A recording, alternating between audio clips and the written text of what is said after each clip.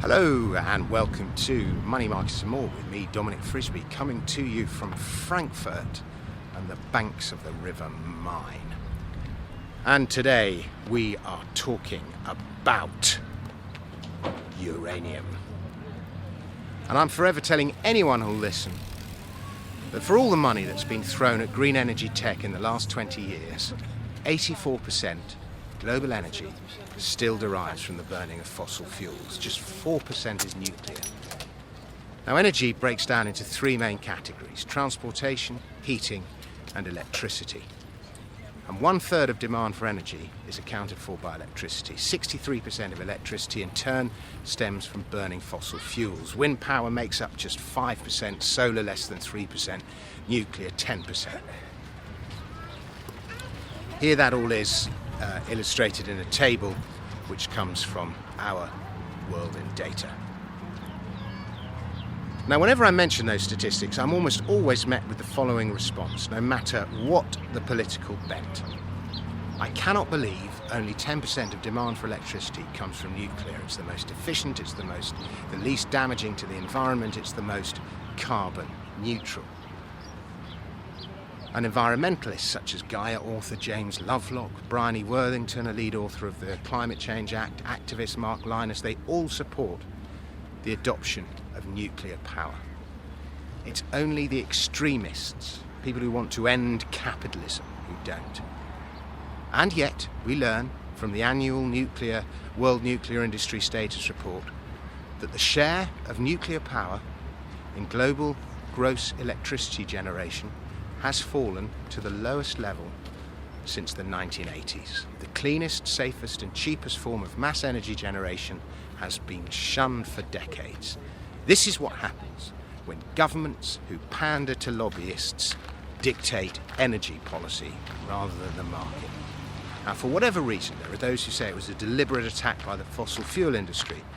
An anti-nuclear narrative took hold in the 1980s. Disasters such as Chernobyl, 3 Mile Island, along with the Cold War and the threat of nuclear fallout, they all helped fuel an anti-nuclear sentiment that became entrenched in the international psyche.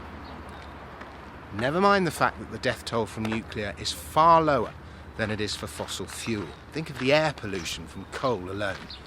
The perception was that nuclear is more dangerous. Normally so wrong about everything, the French, only them, with their 70% of electricity now stemming from nuclear, they've risen above the fear, uncertainty and doubt.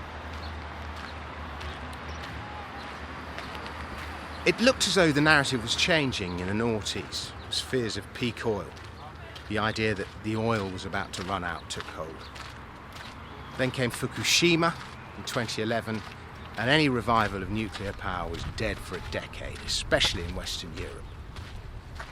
Germany, here where I am now, is at the heart of it all. Under the guidance of Angela Merkel, it accelerated plans to close nuclear reactors. Belgium and Switzerland changed their policies to phase out all nuclear energy operations. Italy held a referendum and 94% voted against the government's plan to build new nuclear power plants. But the EU has now changed its tune, and it's decided that nuclear is green and sustainable. So is the UK. The narrative is reversing. The need for nuclear is very apparent, even to politicians. What is the key ingredient of nuclear power? Uranium. How many new uranium mines have come into production this last decade? Beyond Kazakhstan, I can only recall closures. Australia has the world's largest uranium reserves, 28% of global resources, followed by Kazakhstan, 15%, Canada, 9%, Russia, 8%. But Kazakhstan is the world's largest producer, 45% of world supply, followed by Namibia, 12%, and Canada, 10%. It's an incredibly centralised industry. The 10 largest mines in the world provide over half of annual production. Cameco's Cigar Lake mine in North America alone provides over 10%. Over 90% of annual supply comes from just 10 companies. One of them, Kazakh national miner Kazatomprom, produces 25%.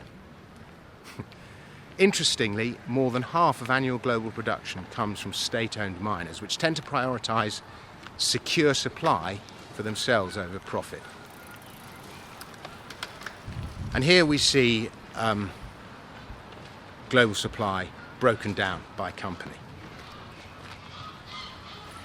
Now, uranium is surprisingly common. There are traces of it almost everywhere, even in the ocean. But it's in such low concentration as to be uneconomic, 3 parts per million. You need grades of over about 1 or 2,000 parts per million, 0.1 or 0.2%, for a mine to have a chance of working. That's according to the World Nuclear Association.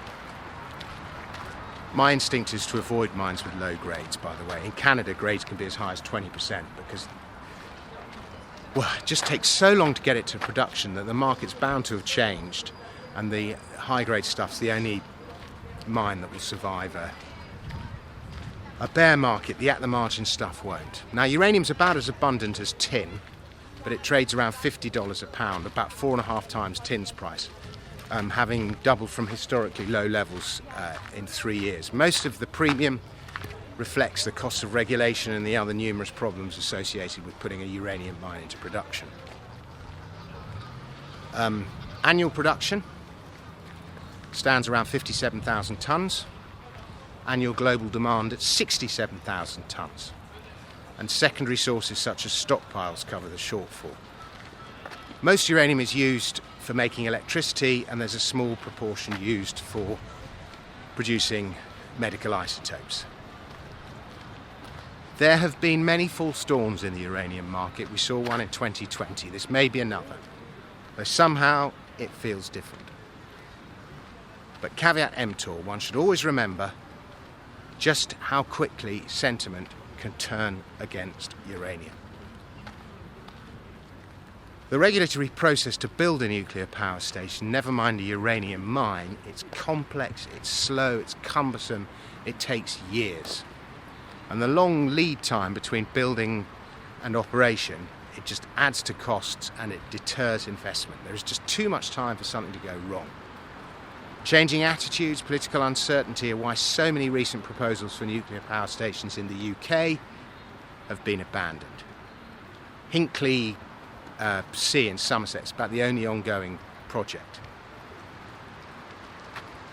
The generally held view now among enthusiasts is that the future of nuclear power lies in small modular reactors. We've been using them in submarines, in aircraft carriers, in icebreakers for over 60 years. The technology, as well as being relatively simple, is proven, and it's safe. It's safer than a nuclear power station. And so now the idea is being paid to developing land-based small modular reactors for commercial electricity generation.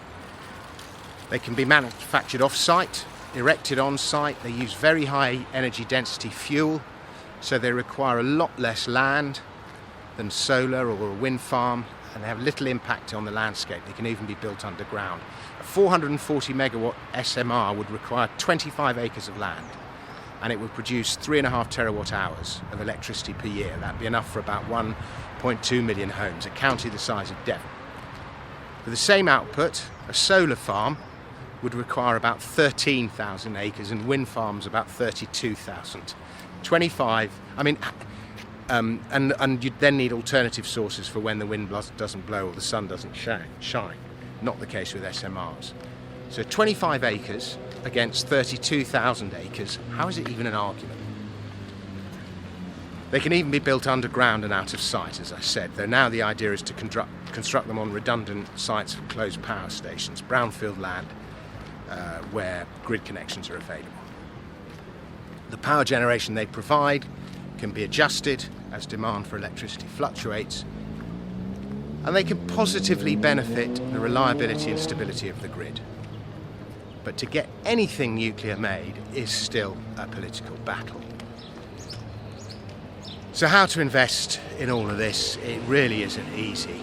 I've written a long piece on my Substack. I'll put a link in the description, and I highlight the best ways I think there are to play it. So go and take a look at that if you're interested. But what a mess, government energy policy. Thank you very much for watching. I'll be back with another video very soon, and goodbye to you from lovely Frankfurt and the banks of the Main. Until then, till next time, cheerio.